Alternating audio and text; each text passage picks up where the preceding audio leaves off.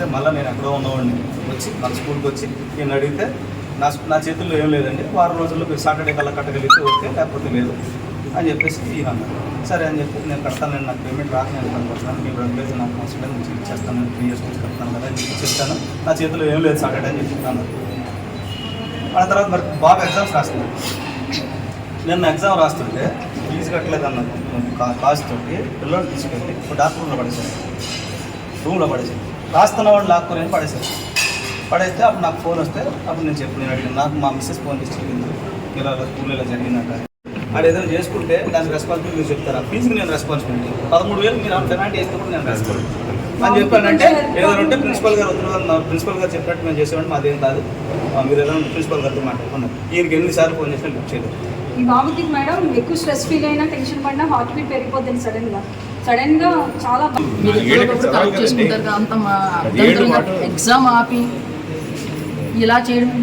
మాకు ఫీజు కట్టిన రోజే ట్రాన్స్పోర్ట్కి ఎలా లేదు.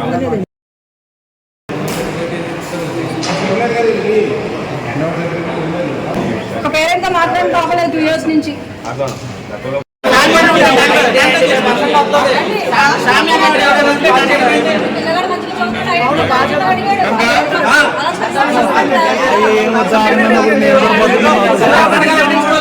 ఏదో అయింది మీరు సాంస్కృతిక మాట ఇప్పుడు మేము అంత అనుభవిస్తున్నాం.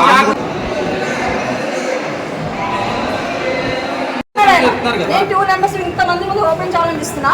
సంస్థ స్కూల్ నుంచి నాకు ఎక్కడ వచ్చింది, నా హస్బెండ్ ఫోన్, నా ఫోన్, నాకు వచ్చిన కాల్ ఇది. ఈయన ఫోన్ చేస్తే నెంబర్ ఆఫ్ టైమ్స్ ఏంటి ఎన్ని సార్లు కాల్ చేస్తే ఏ రోజు లిఫ్ట్ చేయాలి.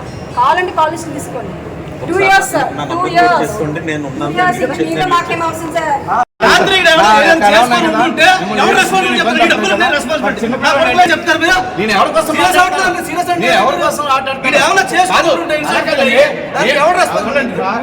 వాడిని ఎగ్జామ్ రాసినట్టు తీసుకొచ్చేసి మీరు రూమ్ లో బంధించేసి బస్ ఎగ్జిబిషన్ చేస్తే మీ పేరెంట్స్ ఏం మాకు ఆవేదన ఉంటుందా?